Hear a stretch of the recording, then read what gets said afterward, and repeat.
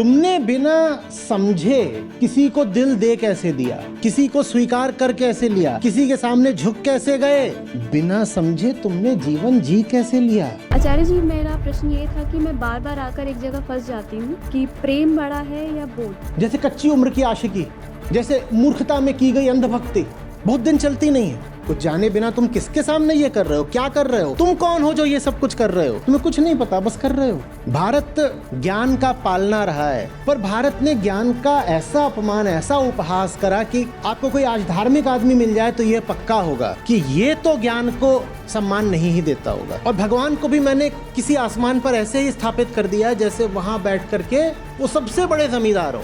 इतना बड़ा ब्रह्मांड है, उसमें इतना कुछ हो रहा है, तुम हो कौन कि भगवान तुम्हारी निजी जिंदगी में व्यक्तिगत दिलचस्पी लेंगे। भाई, सिर्फ एक सवाल पूछता आया हूं सदा से, और वही एक सवाल कीमती है। क्या? नमस्ते आचार्य जी, आपको आवाज आ रही है? हाँ जी, बोलिए। जी। आचार्य जी, मेरा नाम नेहा है और मैं पिछले 3 सालों से आपको सुन रही हूँ। गीता सत्रों में भी मैं 1.5 साल से हूँ आपके साथ और काफ़ी कुछ सीखने को मिल रहा है। पर मेरी एक जिज्ञासा थी आचार्य जी, तो वह मेरा एक प्रश्न था, वो मैं आपसे पूछना चाह रही थी। अ, आचार्य जी, मेरा प्रश्न ये था कि मैं बार-बार आकर एक जगह फँस जाती हूँ कि प्रेम बड़ा है या बोध? अब अगर बोध नहीं है तो क्या करने योग्य है वो समझ नहीं आता, और अगर प्रेम नहीं है तो हम अपनी भलाई करने जाते हैं और अपने आप को ही नर्क में झोंक देते हैं। तो मेरी जिज्ञासा थी, जैसे अध्यात्म में भी छोड़िए ना, क्या है जिज्ञासा का क्या करना है यार। कह रही हैं अध्यात्म में भी दो मार्ग होते हैं। कौन से दो मार्ग होते हैं? आचार्य जी, ज्ञान मार्ग और भक्ति मार्ग। हाँ, छोड़िए ना, क्या मारो सब मार्गों को। ये कुछ बढ़िया सी चीज रखी हुई है। हाँ, जी। मैं मस्त पीता हूँ, आपके पास भी कुछ रखा हो, आप भी पिए। मैं इसको मस्त क्यों कह रहा हूँ? आहा हा, क्या रंग है ये, हरा रंग है, ये नीला रंग है, क्या इसकी चिकनी चिकनी सतह है। हम्म। और ये हरा रंग देखकर मुझे पता है क्या याद आता है? मेरी बीती हुई जिंदगी की हरियाली। आहा हा हा, क्या दिन थे, क्या हरियाली थी, क्या फल थे, क्या फूल थे। आहा। और ये है, इसमें इतनी खुशबू है। आहा। और इसका रंग भी बढ़िया है, पीला पीला सा है। मस्त इसको मैं पीता हूं। क्या करना है जिज्ञासा का कि प्रेम बड़ा है कि बोध बड़ा है कि ज्ञान मार्ग भक्ति मार्ग, क्या ये सब बातें हैं?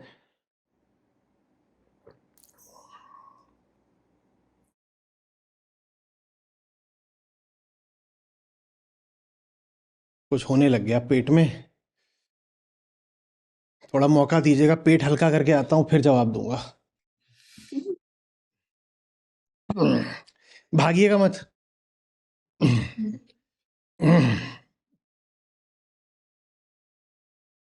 क्यों?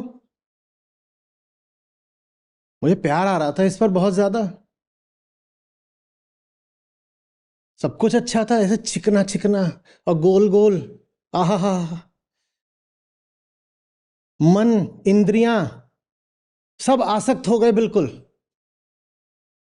आंखें और बजाओ तो ऐसे जैसे जलतरंग बज रहा हो। आहा हा, क्या बज रहा है, क्या बज रहा है, बजाते चलो।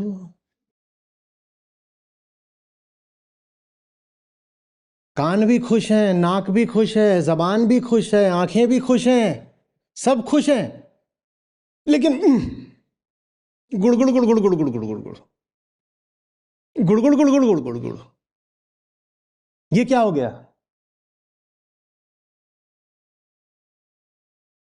इस जालिम जमाने से प्यार बर्दाश्त नहीं होता।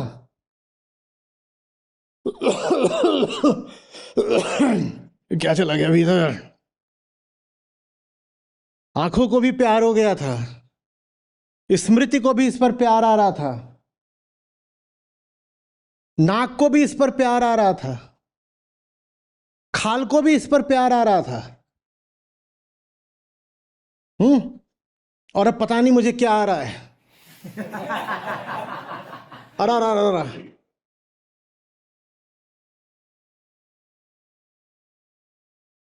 ये कहलाता है बिना बोध का प्यार।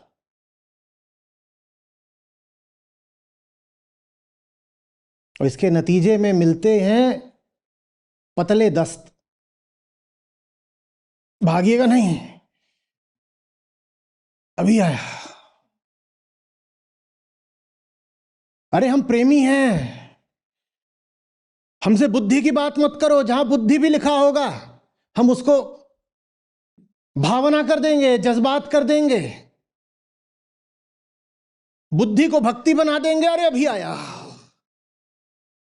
बिना जाने प्यार करोगे तो फिर बस पतली टट्टी यही मिलेगा।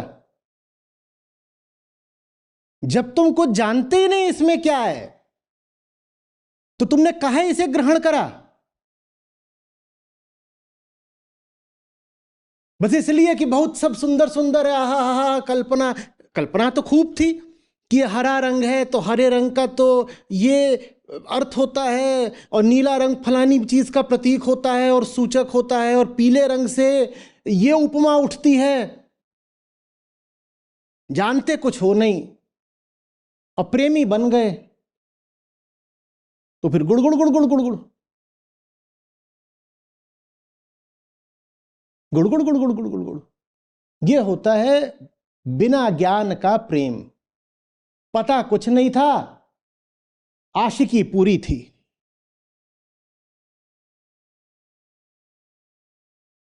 ज्ञान कुछ नहीं, जज्बात पूरे।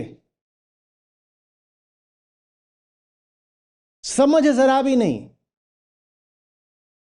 और भावनाओं का पूरा उबाल।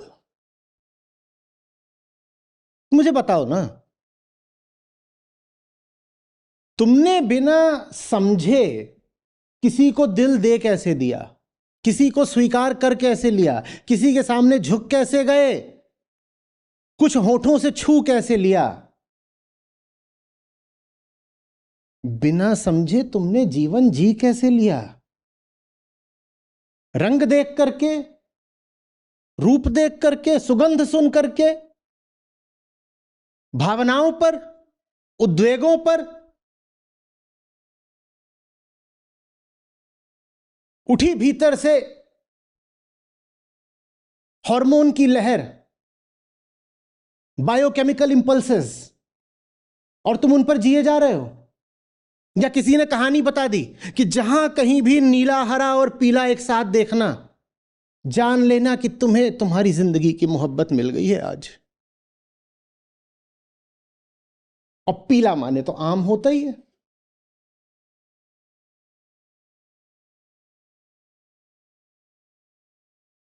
पीला दिखा नहीं कि भक्तजन फिसले।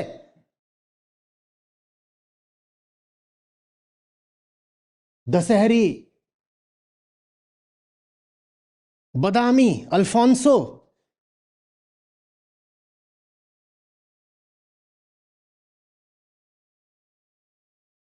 तुम्हें पता है दुनिया में जो सबसे जहरीले सांप होते हैं और कीड़े होते हैं, कुछ मेढक भी जहरीले होते हैं, कुछ ये जो स्पाइडर्स होते हैं ना,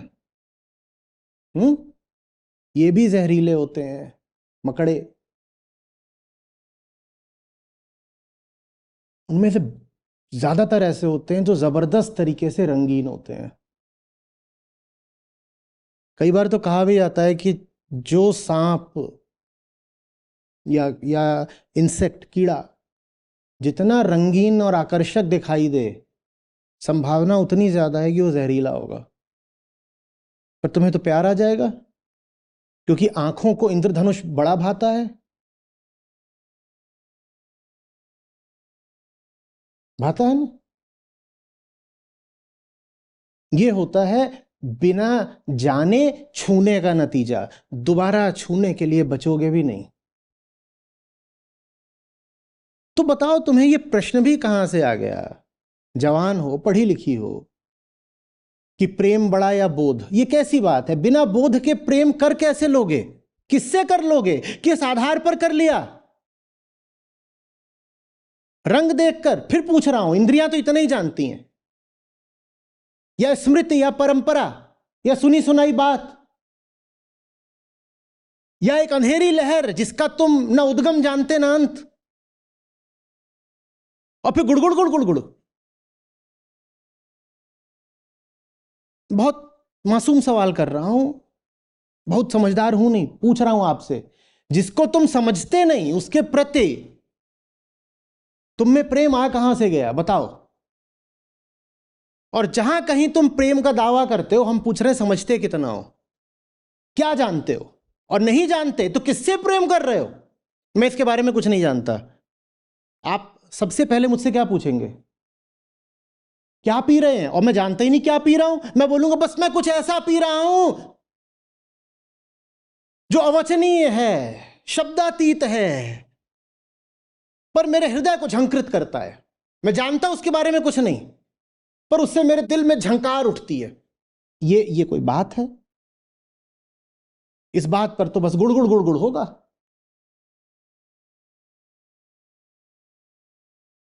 समझ में आ रही है बात? ये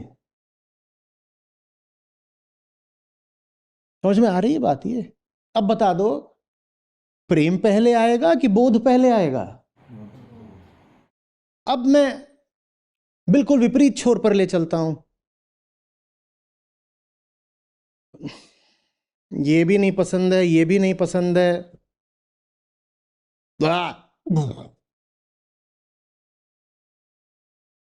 लेकिन मुझे पता चला कि जो दिल की बीमारी है ना, मुझे ये इलाज है उसका। बताओ पीऊंगा कि नहीं? और जैसे जैसे ठीक होने लगूंगा, इससे प्यार करने लगूंगा कि नहीं? और ये प्यार अब सार्थक होगा कि नहीं? समझने के बाद जो प्यार आता है वो अल्पायु भी नहीं होता और उपयोगी भी होता है। और समझे बिना जो प्यार किया जाता है वो बुलबुले की तरह होता है, वो फटेगा ही फटेगा। जैसे कच्ची उम्र की आशिकी, जैसे मूर्खता में की गई अंधभक्ति, बहुत दिन चलती नहीं है, टूट के गिरती है।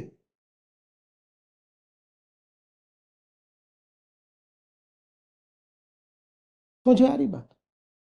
और ये दूसरी चीज है, इसकी शुरुआत कमजोर होगी, क्योंकि मेरी इंद्रियां, मेरी भावनाएं, मेरा अतीत सब चिल्ला रहे होंगे कि इसको मत पियो, हटाओ हटाओ हटाओ, बेकार है। लेकिन मैं समझ गया हूं कि इससे दिल ठीक होगा मेरा, तो मैं इसको पीऊंगा और दिल ठीक होने लगेगा। मैं सिर्फ प्रेम ही नहीं उठेगा, सम्मान उठेगा। अब मैं नमित हो जाऊंगा। ये दूसरा प्रेम है जो बोध जनित होता है। अब बताओ पहले क्या आएगा, बोध की प्रेम? पहले बोध ही आएगा। लेकिन अब और उससे आपको आगे की एक बात बताता हूं। यहां तक समझ में आ गया? तो बिल्कुल एकदम साफ है। चलो अब उससे और आगे की बात बताता हूं। बोध के बाद प्रेम आता है, ये ठीक है। अब और बताता हूं, बोध से पहले भी एक प्रेम आता है। बोध से पहले भी एक प्रेम आता है। वो प्रेम होता है स्वयं के प्रति। वो प्रेम होता है स्वयं के प्रति।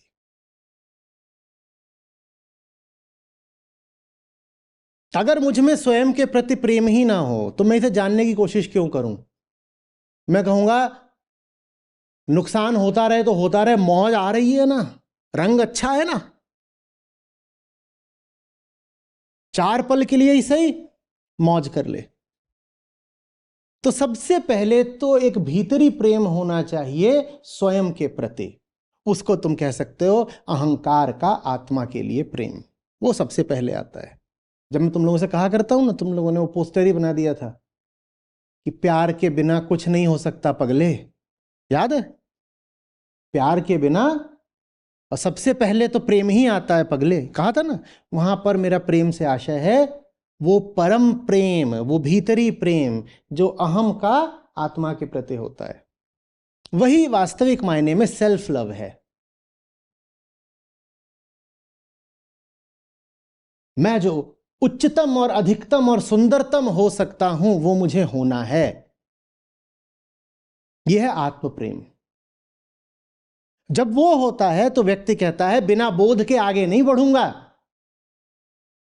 क्योंकि मुझे ऊंचे से ऊंचा, सुंदर से सुंदर और बेहतर से बेहतर और शुद्ध से शुद्धतर होना है, तो मैं बिना बोध के आगे नहीं बढ़ूंगा। तो परम प्रेम कहता है बोध होना चाहिए, और जब बोध होता है तो फिर तुम जान जाते हो बाहर का कौन सा विषय प्रेम का अधिकारी है। तो सबसे पहले परम प्रेम, फिर बोध, और फिर साधारण सांसारिक प्रेम। समझ में आ रही बात? अब आप लोग कहते हो ना आचार्य जी बातें समझ में नहीं आती, समझ में नहीं आती, माने बोध नहीं हो रहा। तो बोध क्यों नहीं होता बताओ? क्योंकि बोध की क्या शर्त है? पहले आंतरिक प्रेम, परम प्रेम होना चाहिए। वो आपके पास अगर नहीं है तो मैं आपकी कोई मदद नहीं कर सकता। आंतरिक प्रेम, परम प्रेम का अर्थ होता है भीतरी तौर पर ऊंचा, बेहतर, सुंदर और शुद्ध होने की अभीप्सा। अगर वो आप में है ही नहीं तो मैं आपको कुछ भी बताता रहूं, आप मुझे क्यों सुनोगे, गुनोगे? आप कहोगे, आप कह रहे होगे कुछ भी, हमें बेहतर होने ही नहीं है। ये बैठ के माइक के सामने रोज घंटों करते रहते हैं, ऐसे करो वैसे करो जिंदगी बेहतर होगी। अरे हमें जिंदगी बेहतर करनी ही नहीं है, तो माने यहां तो परम प्रेम ही अनुपस्थित है। यहां तो अहंकार ऐसा है कि आत्मस्थ होना ही नहीं चाहता। जब वो होना ही नहीं चाहता तो फिर बोध नहीं आएगा, और जब बोध नहीं आएगा तो फिर सड़ा हुआ सांसारिक प्रेम आपके जीवन पर छाएगा। बिना बोध के यही करोगे कि किसी भी सांप को गले में डाल लोगे, कहोगे अरे कितना रंगीन है।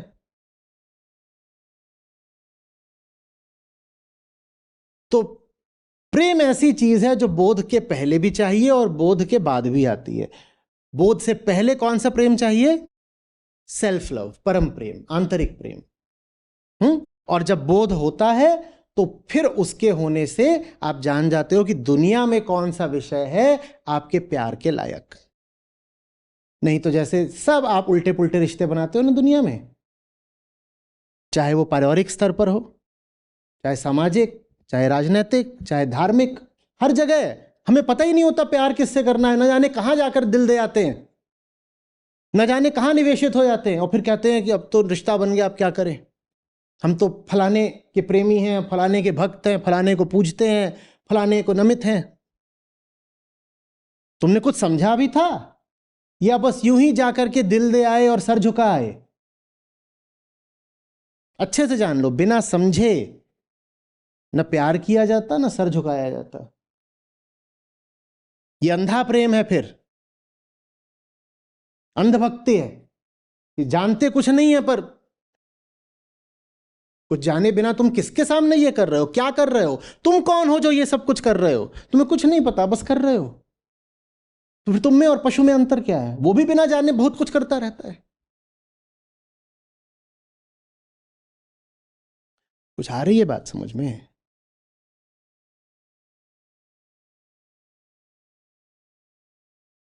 देखो, खुद को प्यार करना बहुत बड़ी जिम्मेदारी होती है।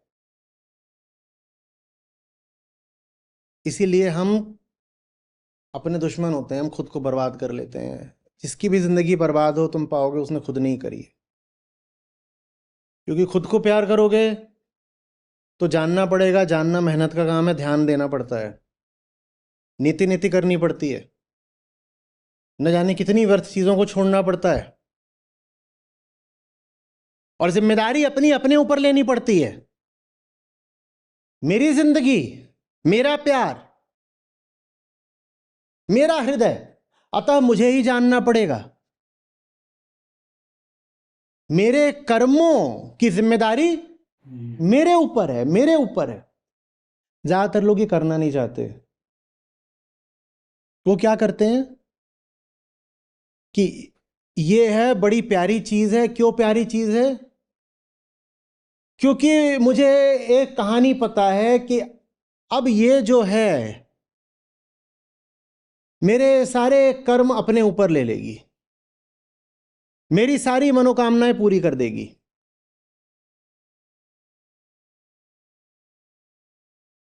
ये धार्मिकता होती है अधिकांश लोगों के लिए।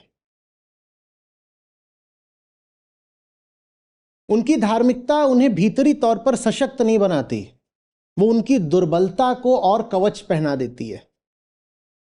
वो और दुर्बल हो जाते हैं। वो कहते हैं अब हमें क्या करना है, हमारे लिए तो अब जो करेगा भगवान करेगा, और मैं तो भगवान से प्यार है ना, तो भगवान हमारी मनोकामनाएं पूरी करेंगे।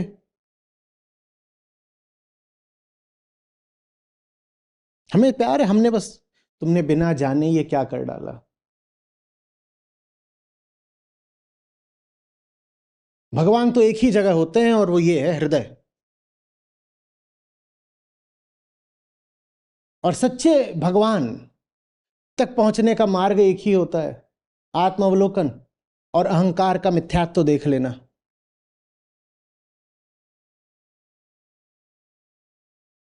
उसकी जगह तुमने बाहर जाकर के कहीं अपनी पसंद के भगवान को प्रक्षेपित कर दिया और वास्तविक भगवान को भूल गए। संतों ने, ज्ञानियों ने इतनी बार समझाया, मोह को कहां ढूंढे रे बंदे, मैं तो तेरे पास में। तुम्हारे हृदय में है भगवान, नहीं तो कहीं नहीं है। लेकिन तुम न जाने कहां कहां जा करके, और ये आदिकाल से चला है, आज की बात नहीं कि कुछ नई ताजी घटना है, और ये पूरी दुनिया में चला है, कोई ऐसे नहीं कि भारत की बात है। और इसके नतीजे बड़े घातक हुए हैं। इसके नतीजे ये हुए हैं कि हम कमजोर हो गए हैं। इसके नतीजे हुए हैं कि हम चापलूस हो गए हैं। ये है, अगर मेरी मनोकामनाएं सब इसने पूरी करनी है तो सारा काम तो इन्होंने करना है, और मुझे क्या करना है? बस चापलूसी। मैं जा करके बस कहूंगा तुम महान हो, तुम विश्व की जान हो, मैं तुम्हारा दास हूं, और मैं तुम्हारा स्तुतिगान करूंगा। काम सारा तुम कर दो, और काम भी तुम क्या करोगे? वो चुपके से चालाकी से मैं निर्धारित करूंगा। तुम्हारा काम है मेरी कामना पूरी करना, मेरी कामना पूरी करना। ये क्या है?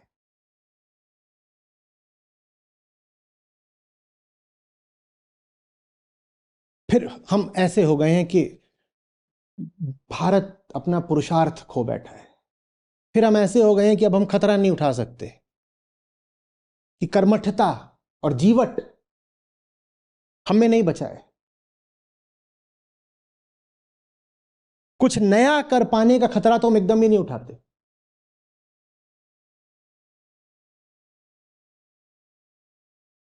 हम भारत से बाहर भी चले जाते हैं, जानते हो, हम तब भी कुछ नया नहीं कर पाते। आप जिनको देखते हैं ना, आप कहते हो कि अरे बहुत सफल है, अमेरिका चला गया है, यहाँ है, यूरोप कनाडा में, और ऐसा कर रहा है, वैसा कर रहा है। वो भी ज्यादातर लोग बस उन कामों में सफल हैं जो बंधे बंधाए हैं, जो ढर्राबद्ध हैं। इनोवेशन वाले काम तो हम भारत, क्या भारत से बाहर जाकर भी नहीं कर पाते। जहां कुछ नया करना है वो हम बाहर, भारत भी से बाहर भी निकल जाते हैं तो भी नहीं कर पाते।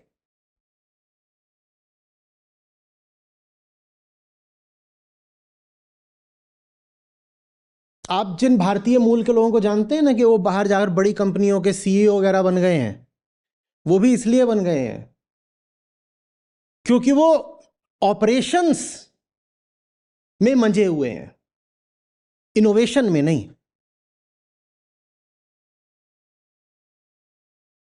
कि जो काम चल रहा है हम उसको अच्छे से चला लेंगे, मशीन बनी हुई है, उसको देखते रहेंगे और सही समय पर उसमें तेल डालते रहेंगे, और कोई पुर्जा खराब हो रहा है तो उसको रिप्लेस करते रहेंगे। ये सब कर सकते हो। ये कोई छोटा सवाल नहीं है कि बोध पहले आता है या प्रेम पहले आता है। जहां बोध नहीं होता और जीवन की वरीयताएं बिना बोध के तय की जाती हैं, तो परिणाम व्यक्ति के लिए और राष्ट्र के लिए, विश्व के लिए बहुत दूरगामी होते हैं। भारत ज्ञान का पालना रहा है, और अध्यात्म का मतलब ही होता है स्वयं को जानना। पर भारत ने ज्ञान का ऐसा अपमान, ऐसा उपहास करा कि आपको कोई आज धार्मिक आदमी मिल जाए तो यह पक्का होगा कि ये तो ज्ञान को सम्मान नहीं ही देता होगा। कोई आपको मिले, वो कहे मैं नास्तिक वगैरह हूं, मुझे धर्म से कोई लेना देना नहीं, वो ज्ञान को सम्मान दे लेगा। पर धार्मिक आदमी मिले तो कहेगा नहीं साहब, ज्ञान वगैरह की बातें हमसे मत करो, हम तो भगवान को मानने वाले हैं, हमारा ज्ञान से नहीं मान से काम चलता है, मानने से। हम तो मान्यताओं पे चलने वाले लोग हैं, जबकि धर्म का अर्थ ही है ज्ञान।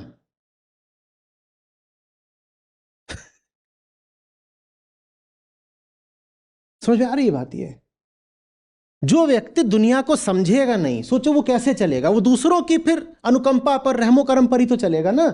हम ऐसे बन गए हैं, जब मैं ना स्वयं को जानता ना जगत को जानता, तो फिर बस मैं आश्रित बन के जीता हूं, किसी साहूकार का, किसी जमींदार का। और भगवान को भी मैंने किसी आसमान पर ऐसे ही स्थापित कर दिया है जैसे वहां बैठ करके वो सबसे बड़े जमींदार हों। भगवान का वास्तविक स्थान क्या है? ये। और भगवान का वास्तविक नाम क्या है? आत्मा। उसकी जगह हमने कह दिया नहीं, वहां बैठे हुए हैं और वहां बैठ करके वो अखिल संसार का संचालन कर रहे हैं। उन्हें क्या पड़ी है? आत्मा तो अकर्ता होती है,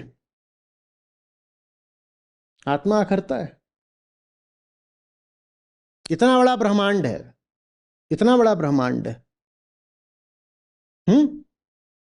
उसमें इतना कुछ हो रहा है। तुम हो कौन कि भगवान तुम्हारी निजी जिंदगी में व्यक्तिगत दिलचस्पी लेंगे भाई, और तुम जाकर कह रहे हो आप मेरे लिए ऐसा, आप मेरे लिए वैसा। ये वैसी सी बात है कि हम यहाँ बैठे हुए हैं, मान लो बरसात चल रही है और बरसाती कीड़े हैं हजारों लाखों की संख्या में इधर उधर हो रहे हैं, और वो सोच रहे हैं कि हम इतने महत्वपूर्ण हैं कि कोई हम पर ध्यान दे रहा होगा और हमारी कामनाओं की फिक्र कर रहा होगा।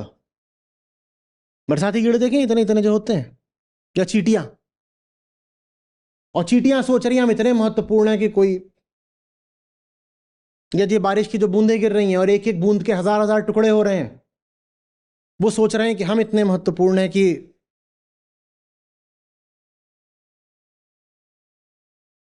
ये सब तब होता है जब आप जानते ही नहीं हो कि अस्तित्व क्या है, अहम क्या है, आत्मा क्या है।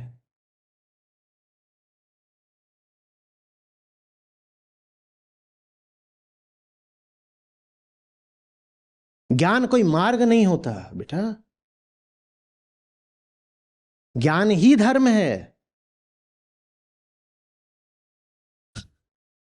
और प्रेम ज्ञान से अलग नहीं होता। अभी क्या बोला? परम प्रेम के बिना ज्ञान आ ही नहीं सकता। परम प्रेम आता है तभी फिर ज्ञान आता है, और फिर उस ज्ञान से आप जान जाते हो कि संसार में किससे प्रेम करना है। प्रेम और ज्ञान कोई अलग अलग चीजें नहीं है कि बोलो कि एक ज्ञान मार्ग है और एक भक्ति मार्ग है। ज्ञान में सब समाया हुआ है, और ज्ञान से अलग होकर के अगर कोई मार्ग है तो फिर वही गुड़गुड़ होगी बहुत जोर की, जो भारत में लगी हुई है अभी, कि ज्ञान कुछ नहीं, पर हम दिल दे चुके समन।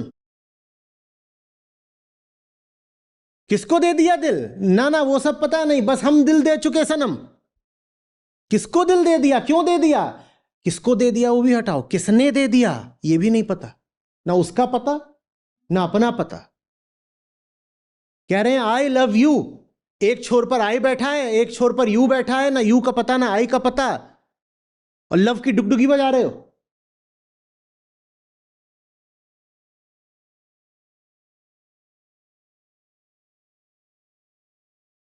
समझ में आ रही है बात? 1947 में भारत आजाद हुआ, न जाने कितने देश उसी समय पर या हमारे बाद बल्कि आजाद हुए। पूरा जो दक्षिण पूर्व एशिया है पूरा, और चीन, और उस तरफ इजराइल, ये सब हमारे साथ साथ ही आजाद हुए थे। इजराइल आजाद नहीं हुआ था, निर्मित हुआ था, लेकिन हमारे साथ साथ ही। बिल्कुल हम?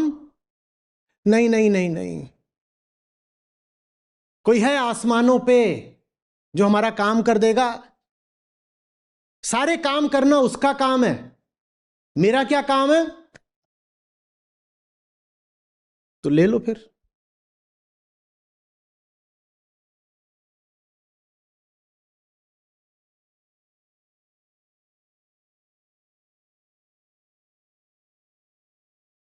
हाँ, एक चीज में भारत सबसे आगे, वही चापलूसी। वो लगभग हमारा राष्ट्रीय चरित्र बन गई है। रीढ़ नहीं है किसी के पास। झुकने को, गिरने को, शत शत नमन करने को, दंडवत लेट जाने को हम पूरे तैयार हैं। ये होता है जब बोध नहीं होता, क्योंकि जब बोध नहीं है तो तुम्हें किसी दूसरे पर आश्रित होना ही पड़ेगा। तो लेटोगे ही फिर कि मालिक बचा लो।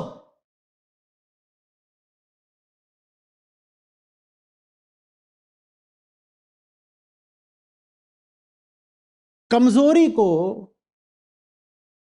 हमने वर्च्यू बना लिया, शील बोल करके, विनय बोल करके, मर्यादा बोल करके, कि बस कमजोर रहे हो।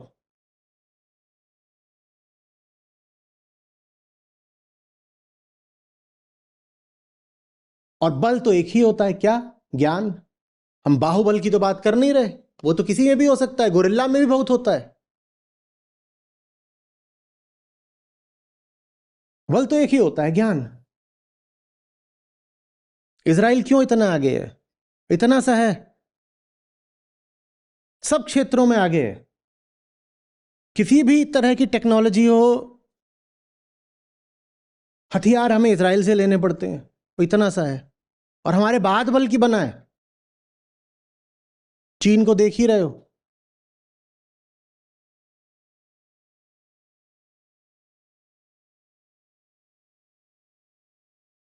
क्योंकि बल तो बस ज्ञान से ही आता है। चेतना का स्वभाव बोध है, भाव नहीं। चेतना का स्वभाव बोध है, भाव नहीं। अच्छा, एक बात बताओ नेहा, कोई पड़ा होता है अस्पताल में बिस्तर पर, तो कब बोलते हो कि अब ये पूरी तरह अनकॉन्शियस है? जब उसमें बोध नहीं होता या जब उसमें भाव नहीं होता? सर भाव नहीं होता। जब जब भाव नहीं होता तब बोलते हो अनकॉन्शियस है। माने कि जब वो आंसू नहीं बहा रहा या कि जज्बात नहीं दिखा रहा तब बोलते हो अनकॉन्शियस है। नहीं नहीं नहीं, जब बोध नहीं होता है। कोई पड़ा है बिस्तर पर बिल्कुल, और तुम उसका नाम पुकारो, वो जवाब ना दे, तो तुम बोलते हो अनकॉन्शियस है। हम्म, ठीक है ना? अनकॉन्शियस है।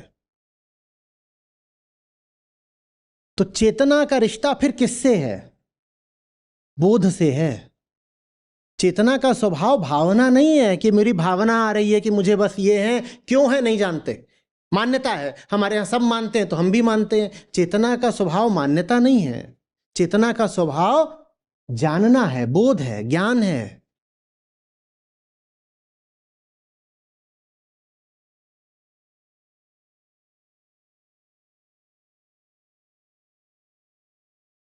कोई दो मार्ग नहीं होते, एक ही मार्ग है, और उस मार्ग में सब समाया हुआ है।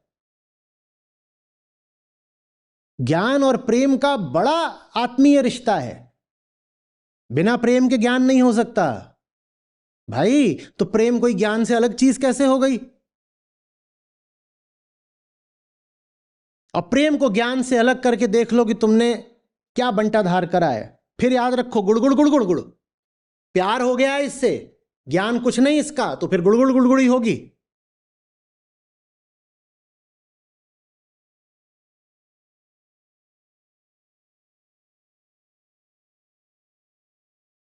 आ रही बात समझ के? बिना जाने एक कदम जिंदगी में आगे मत बढ़ाना। मैं कभी तुमसे पूछता हूं प्यार आ रहा है मुझ पर? पूछता हूं? तुझसे पूछा दिल मचल रहा है मेरे लिए? कभी पूछा? तुझसे पूछा जज्बात उफन रहे मेरे लिए, पूछा? तुमसे कहा नमित और समर्पित होना चाहते हो मुझे, पूछा? तुमसे पूछा भक्त हो क्या तुम मेरे, पूछा? सिर्फ एक सवाल पूछता आया हूं सदा से, और वही एक सवाल कीमती है। क्या आ रही है बात समझ में? क्योंकि चेतना का स्वभाव है समझना। भावना की हिलोरे मारना, नमित हो जाना, गिर जाना, झुक जाना, समर्पित हो जाना, ये सब बाद की बातें हैं। बोध होता है तो सही नमन और सही समर्पण अपने आप हो जाता है। नहीं तो सोचो कहीं भी जाकर समर्पित हो जाओगे। जब तुम कुछ जानते ही नहीं तो तुम कहां जाकर समर्पित हो गए? कहीं नहीं। जहां मम्मी जी समर्पित थी वहीं बेटी जी भी समर्पित हो गई, क्योंकि घर की परंपरा थी कि फलानी जगह समर्पित होना होता है, तो हम भी समर्पित हो गए। पता कुछ नहीं है। ऐसे समर्पण का क्या अंजाम होगा? बोलो गुड़ गुड़ गुड़ गुड़ गुड़ गुड़ गुड़।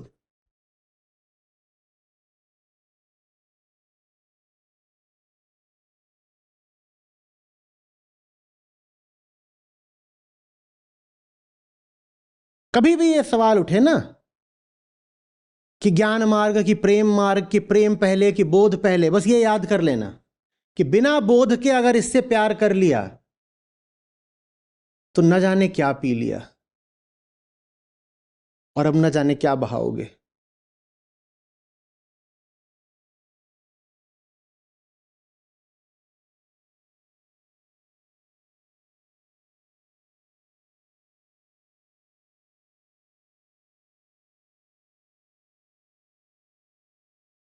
और बताइए।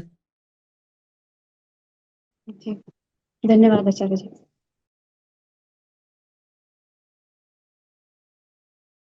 नमस्ते, मेरा नाम स्वप्निल है और मैं आचार्य जी की गीता सत्व से लगभग 2.5 वर्षों से जुड़ा हुआ हूँ। पहले मैंने शुरुआत की थी आचार्य जी को सुनने की यूट्यूब के माध्यम से। जैसे जैसे मुझे इंटरेस्ट आने लगा मैं और आचार्य जी के करीब जुड़ने लगा। फिर मैं आचार्य जी के गीता सत्व से जुड़ा। गीता सत्व से जुड़ने का सबसे अच्छा फ़ायदा ये हुआ है कि मैं आचार्य जी के सामने बैठ के उनको सुन पाता हूँ। रियल टाइम उनसे अगर मुझे कोई क्वेश्चन पूछना होता है मैं वहीं उनसे पूछ सकता हूँ, अपने डाउट क्लियर कर पाता हूँ। जो ग्रंथ है, शास्त्र है हमारे, उपनिषद, महाभारत और गीता है, ये समझने को मिली है। जो पहले मेरे लिए सिर्फ एक शब्द थे, अब मुझे उनका रियल इम्पोर्टेंस समझ में आ रहा है। तो मैं सबसे यही कहूँगा कि आप लोग भी जुड़े, क्योंकि आचार्य जी की संगति बहुत ज़रूरी है। वो आपको साथ में लेके चलते हैं। तो इतना ही कहूँगा। Thank you.